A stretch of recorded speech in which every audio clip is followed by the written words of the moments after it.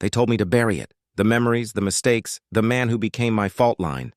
So I did. I moved houses. I changed my routine. I pretended to be smaller, quieter, safer. But grief does not fold. It echoes. It finds the cracks and creeps back inside.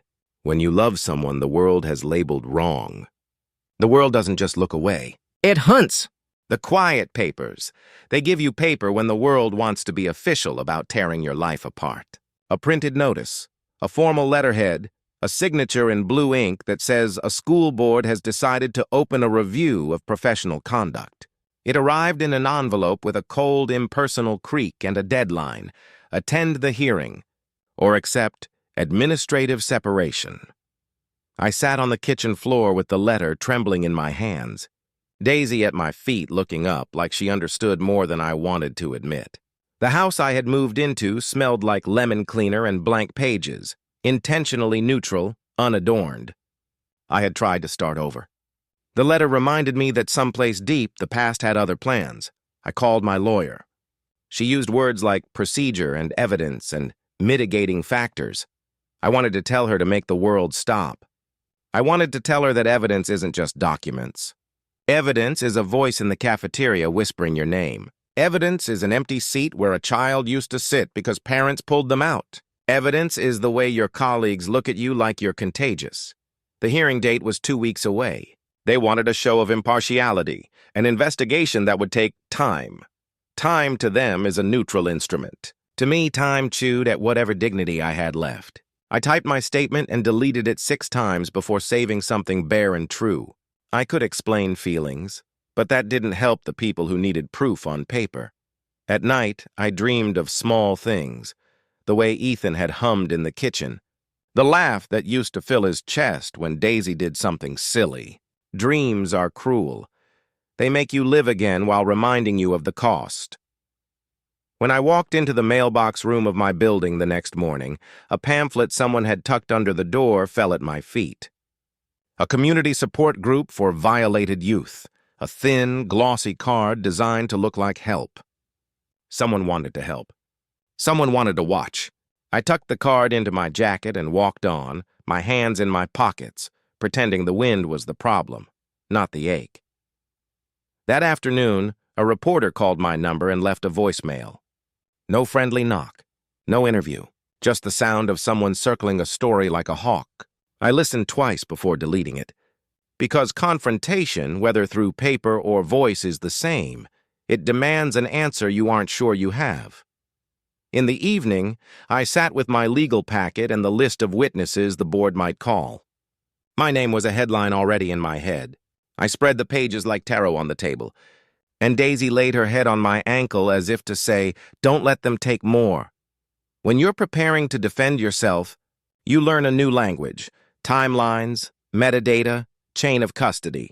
You realize intimacy can be analyzed until it becomes nothing more than timestamps and receipts. I read the recommended training on boundaries with students.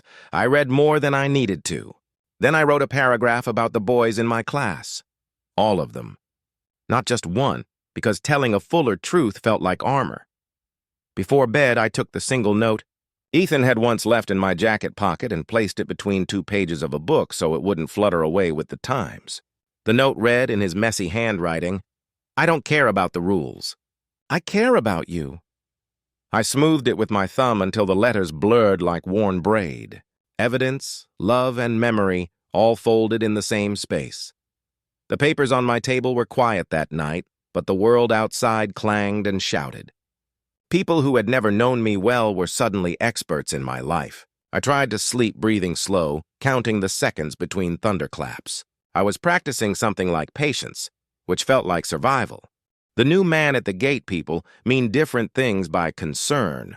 To some, it's an honest question. To others, it's a cudgel. To him, the man standing in the doorway with an umbrella and a face like stone, it meant leverage. His name was Marcus Hale. He was new to our neighborhood, the sort of man who arrived with a credit card and a purpose. He introduced himself as a neighbor first.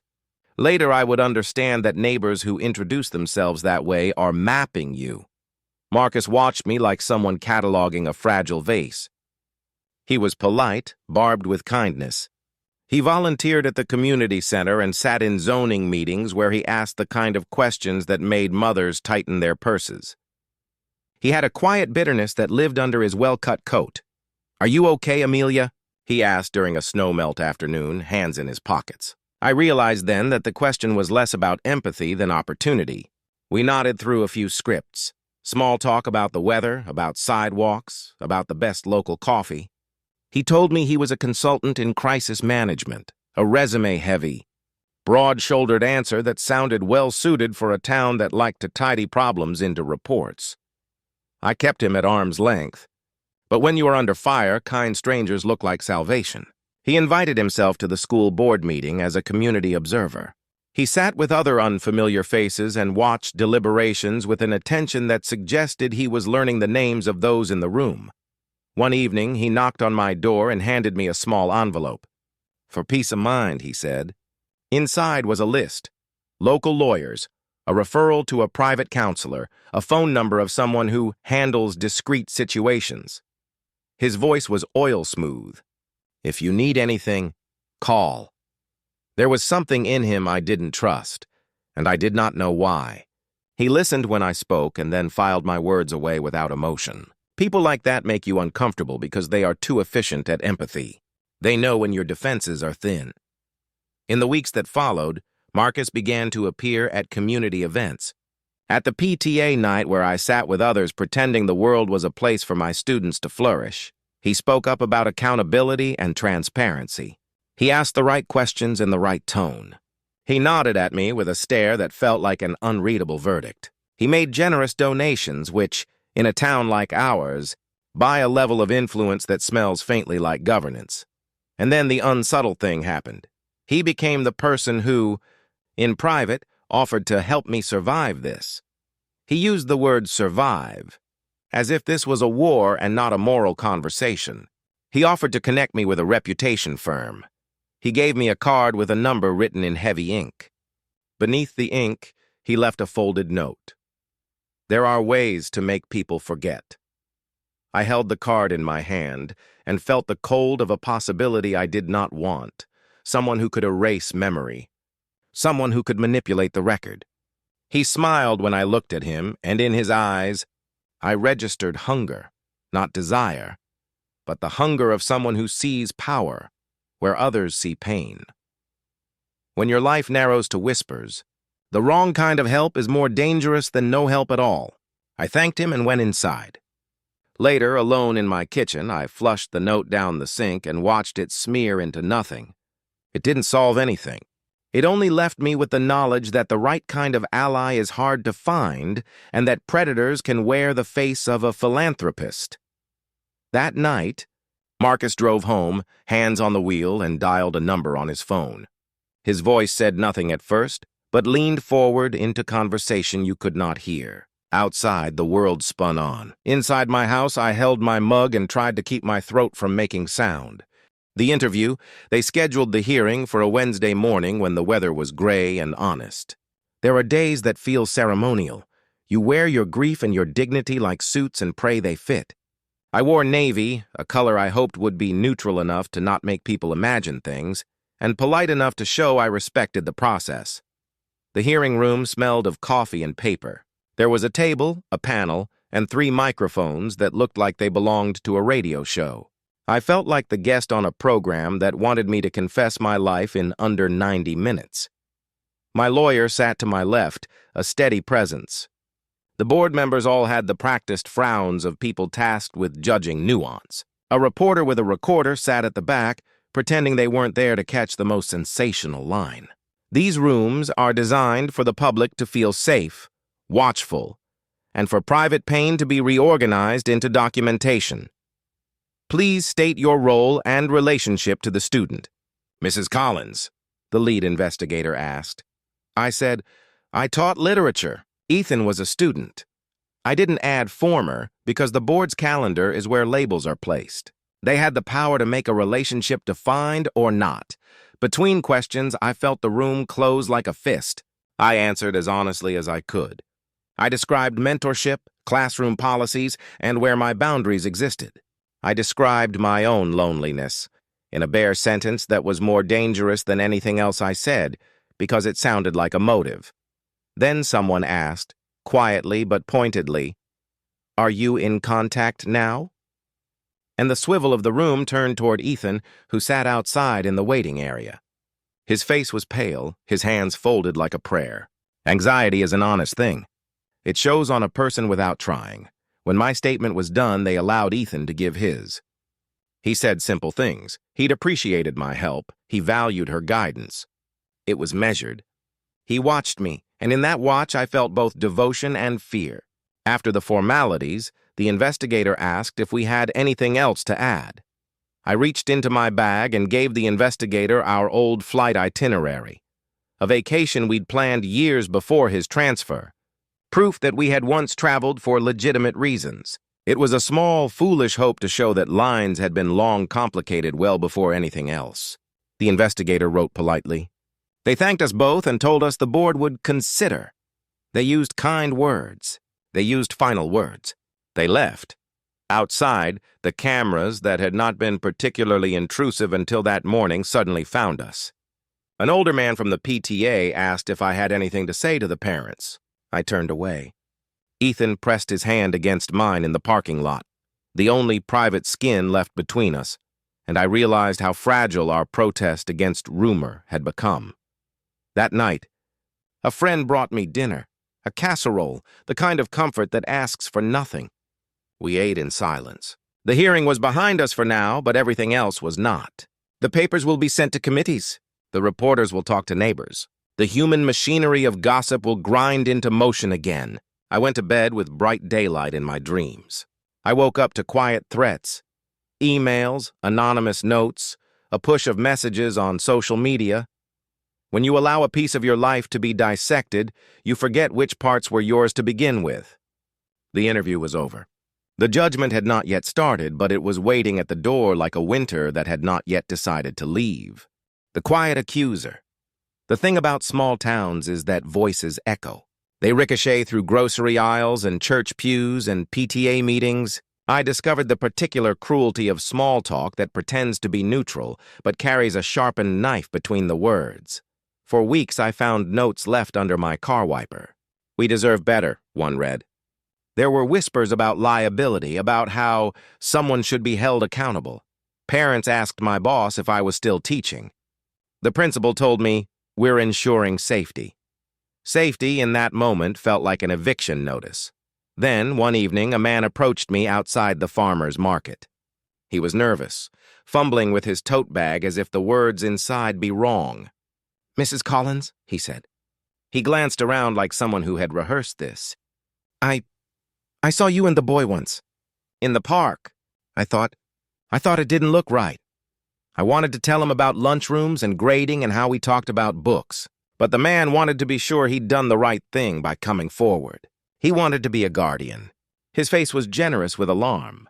I thanked him because that's what we do when a stranger acts like a neighbor. He left feeling righteous. I left feeling exposed. A week after that, the school received an anonymous package. Inside, the principal found printed text messages, screenshots of our messages edited and cropped, opinions written across them. The package held a photograph taken from a distance of Ethan leaving my house late at night, the kind of blurred image that, when paired with suspicion, becomes decisive. I remember sitting at my kitchen table and weeping like I had never wept. The photograph lay in front of me like an accusation. I called my lawyer, and she listened and repeated legal phrases that did little to comfort. "We'll subpoena," she said. "We'll do forensics." In my mind, forensics felt clinical, legal, not the kind of healing I needed. I wanted someone to come and say plainly, "You are more than this rumor." No one did. When the board published a statement, the town's moral weather changed. Opinion pieces, letters to the editor, late-night coffee shop conversations, all began to fold me into a narrative I did not recognize. People simplify stories to survive them. My life became a cautionary tale. Ethan stayed away for days. He sent me text messages that were erratic, furious, and apologetic by turns. He told me he had been called by people at his job, by friends, by family. He said his mother wept. He said his father raged. He said he had been offered one clear choice: confirm that I'd crossed boundaries and attempt to move on, or become the fuel that burned me down publicly. "It's not right," he said over the phone, voice muffled as if someone was beside him. "It's not right." I wanted to tell him to run. I wanted to tell him to defy the bargain. Instead, I begged him for a single honest thing: the truth. He said softly, "I told them nothing. I would never, but they are organizing. There are times when love is a shield. There are other times when it becomes a target. The unraveling people tell you that truth will save you. They tell you that proof will clear the air. But truth, once fed into a town's gossip machine, becomes messy. The community took the anonymous package as confirmation of an improper pattern. Parents demanded accountability. The district called for an emergency meeting. Friends I had only known in small ways, the mother who used to borrow my notes for book club, sent me short, measured messages about community standards and propriety. I remember the night the school board met and the gym filled with folding chairs. The room smelled of coffee and old polish. People lined up at microphones, some to warn, some to cry, some simply to taste the drama of someone else's life disintegrating. The board read statements and allowed public comment. Many of the comments were about policy. Others were about danger. A woman with a baby spoke and her voice cracked. "We just want our kids to be safe," she said. "It's not an unreasonable demand. Fear is persuasive because it is human." I sat in the back with my hands folded, Daisy beneath the bleachers, wondering how to make a room full of strangers see me fully. Then, someone else took the microphone. A man I did not know, Marcus, stood and spoke on my behalf. He described context. He said words about my years in the classroom, about the care I had shown students, about the risk of rumor. For a heartbeat, I felt relief and then suspicion. Why would Marcus fight for me in front of everyone? He looked at me and held my eyes firmly, and a strange mix of gratitude and unease washed through me. He had very publicly sided with me. After the hearing, parents left in groups, purposeful and brisk. Some lingered with questions. Someone posted a photo of the meeting on social media with a caption loaded with commentary. The internet is not kind to nuance. 2 nights later, my mailbox contained a thin envelope. Only 6 words inside: "We're not done watching you." No name. No signature. A threat wears kindness like a mask. I reported it to the police. Officer Grant took the report with a professional nod. I could see he wanted to believe in the normalcy of paperwork. But I no longer believed in normalcy. It felt like the world was closing in horizontally, from all directions at once. My reputation, my career, my privacy, all of it frayed against a tide of spectators. The last light. Before the fall on. The night before, I planned to submit a prepared statement to the board, a narrative in which I attempted to reclaim my voice. Ethan arrived at my door. He was pale and trembling. The snow had returned like punctuation, covering our streets and softening footsteps. He stood under the porch light and looked at me as if he could hold every storm between 2 glances. "You shouldn't come here," I said, but my voice did not have authority. "I couldn't stay away," he said. "I'm tired of people telling me who I have to be. I'm tired of being part of their story." We sat at my kitchen table in the cold and tried to be ordinary. For a little while, over a plate of warmed soup, we pretended we were just 2 people hiding from the winter. He laughed at an old TV joke, and I caught myself being selfish, wanting the boy in his laugh back, the one who did not fear the world so much. We were lessons in restraint and then denial. We spent the evening assembling a truth that felt like a fragile shield. A certificate here, an attendance sheet there, a notarized statement proving no improper meetings. Evidence, I realized, is what we were being forced to build out of the tiny relics of our lives. When he stood to leave, he pressed a folded paper into my hand. It was a copy of a message he'd received earlier that day. The header read, "Corporate offer, confidential." It was an offer for him to take a job that required relocation, somewhere far enough the rumor could not follow. It was genuine, a real package to start anew. He looked at me with exhausted resignation. "If I go, they can't twist this into a narrative about me being stuck. If I stay, they'll keep building a case." "And if you go?" I asked. He swallowed. "Then I leave pieces of myself behind. Maybe one day it will heal. It will hurt, I said. It always does, he said. We held one another in a quiet house with snow-still windows and thought about the strange economy of sacrifice. Love asks for things. Sometimes it asks for everything. When he left, he kissed me on the forehead, a single soft gesture that was both blessing and tombstone. I walked him to the door. He hesitated and said, "Don't sign anything you don't mean to." He put his hand on the small of my back and left quickly. I watched him go. The porch light haloed him, and then it was gone. The door shut. A gust of wind closed the world around me. I slept poorly and woke with a new resolve and a stack of papers that read like a defense. I wrapped the stack in a folder and told myself I would deliver the narrative the next day. I dressed in the Navy suit, breathed slowly, and drove to the administration building with a determination I tried to be proud of. Outside the building, journalists clustered, but nothing rude yet. A camera, a murmur, a neutral question. I gave the statement. I read my truth in steady voice. I felt some part of me reclaimed. The board took it. A clerk stamped an official receipt. I drove home with the weight of words released into the world. At home, the phone rang. I answered. The voice on the other end was flat, unfamiliar, electric with malice. "Mrs. Collins?" the voice said. "We have a video we think you'd like to see." A link came through. I stared at the screen. My stomach turned. The video, compiled and edited 30 seconds long, showed people arriving at my house, a figure entering and leaving, a shadow of me that looked like wrongs stitched into a single reel. It ended with a still shot of my face from a distance and the caption, "She knew what she was doing." I dropped the phone. The folder of papers spilled on the floor. The documentation I had assembled, earnest and honest, lay gaped open like a wound. Someone had anticipated and undermined every move. The world had decided a narrative for me and was now producing the proof that would make it stick. Outside my kitchen window, the street lamps hummed in the cold like watchers. I curled into a chair and wrapped my arms around myself. The quiet before had been illusion. Now, with the click of the link, the world had turned on a light I could not dim. That night, I wrote into my journal on a scrap, "If story is what they want, I will give them truth." Even if it kills me to speak it. Then I felt, beyond the guilt and the fear, a thinness of hope, a belief that the truest voice is one that is not crafted by rumor but by lived moments. The danger now was not whether the truth existed. It was whether anyone would want to hear it. And as the snow melted, the town braced for thaw. I braced for what would come next. The next morning would arrive with cameras. This time, I did not sleep. Closing note. Part 5 cliffhanger to set up Part 6. That night, the front doorbell rings at 3:14 a.m.